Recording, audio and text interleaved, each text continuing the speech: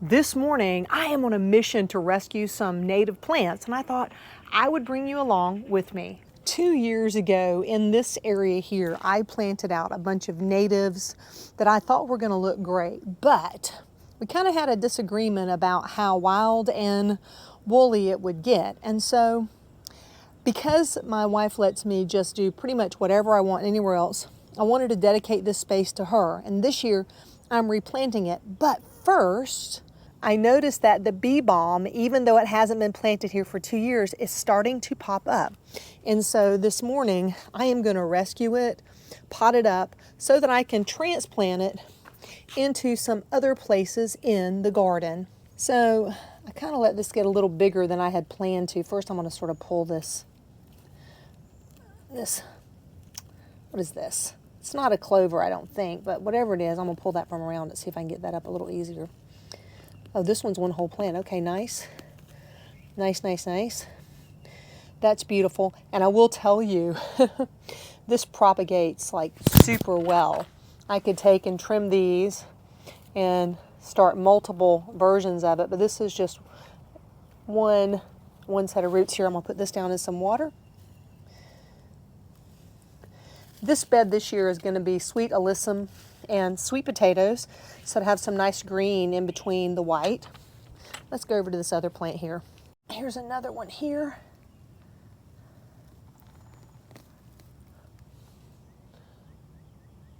Oh yeah, they're all off the same one. Groovy. If you're in a climate where bee balm will grow, and I know I'm here in Northeast Florida in zone 9B, this is amazing for the pollinators, and it grows really tall, 5 or 6 feet. And I even find that it's a place that the bees like to take a nap. And so that was kind of fun to discover that. Let's see if I see any more in here. That one's kind of little. I may let some of the tiny, tiny ones grow up just a bit more before I try to transplant them. No more seen. Let's go pot these up. Having flowers in your garden, whether you're growing food or other things, really makes a difference for the pollinators. And I guess that kind of goes without saying. Everybody kind of knows that. But one of the pluses of growing natives instead of just any old flower, they just don't need to be fussed with as much. They kind of have a lot more adaptation to your soil, to your climate, to your environment.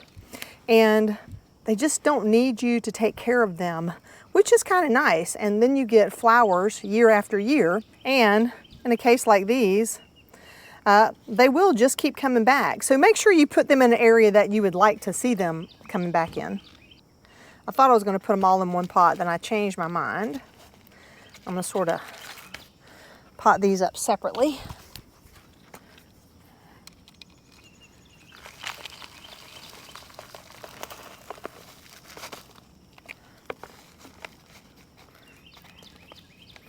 And then for a couple of weeks, I'm going to keep them underneath my little potting table here so that they have a better shot at surviving the transplant. But they are fairly hardy, so I'm not terribly worried about that.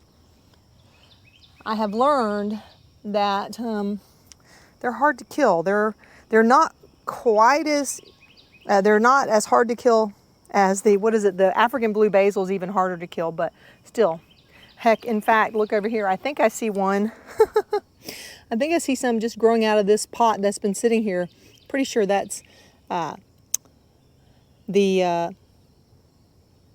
lost my thought for a second. The bee balm right there. How funny. All right, let's get some more dirt up here.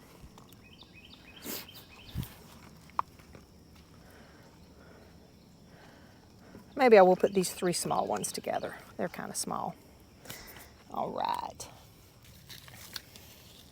Actually, there's a little bigger pot for those.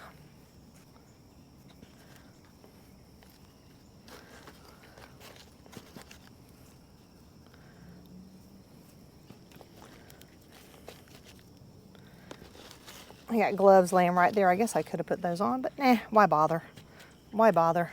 Sometimes I really like just getting a little dirt under my nails. Now, let's give these a little watering in. I'll use some of this water I already used there.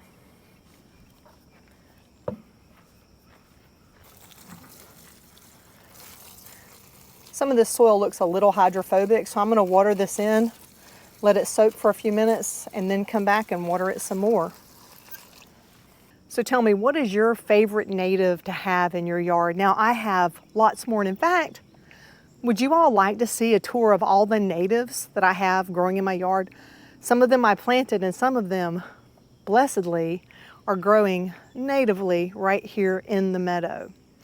If you want to check out what other projects are growing on here in the meadow, be sure to look at this video right over here. And I'll give you a follow-up on this bee balm a little later.